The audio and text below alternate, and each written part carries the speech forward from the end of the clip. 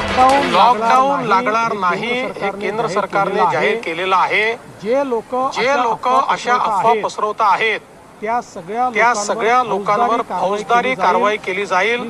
आपल्या आजूबाजूच्या देशांमध्ये जवळपास शटडाऊनची स्थिती आलेली आहे।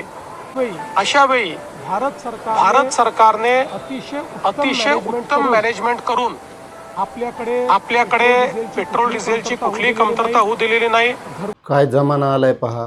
आता एवढं मुख्यमंत्र्यांनी सांगितलंय, अफवा पसरू नका, गॅस मुबलक आहे, त्यानंतर डिझेल आहे, पेट्रोल आहे, आणि तरी लोक अफवा पसरू राहिलीत।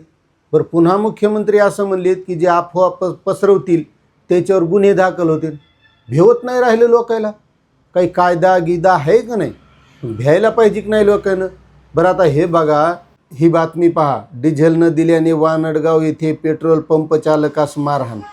डिझेलची टंचाई जाणवत असताना जास्तीचे डिझेल देण्यास नकार दिल्याने जालना तालुक्यातील वानडगाव येथील एका पेट्रोल पंप चालकाला दोघांनी बेदम मारहाण केली।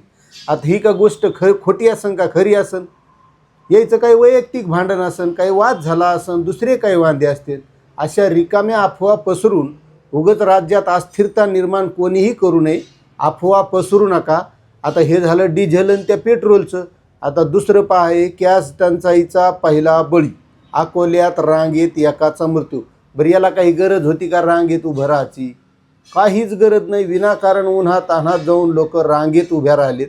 गॅस भरपूर आहे, डिझेल भरपूर आहे, पेट्रोल भरपूर आहे। बरं, महत्त्वाचं म्हणजे राज्याचे मुख्यमंत्री सांगायलेत, त्याच्यावर का विश्वास नाही का लोकांचा? तरी लोक जाऊन कुठंतरी रांगा लावायलेत, कुठं पेट्रोलच्या कॅनी घेऊन पळायलेत, डब्बेच घेऊन पळायलेत। बरं, ते घरी आणून का काय साठ व्हायची गोष्ट आहे का काय? भेटणारच ना।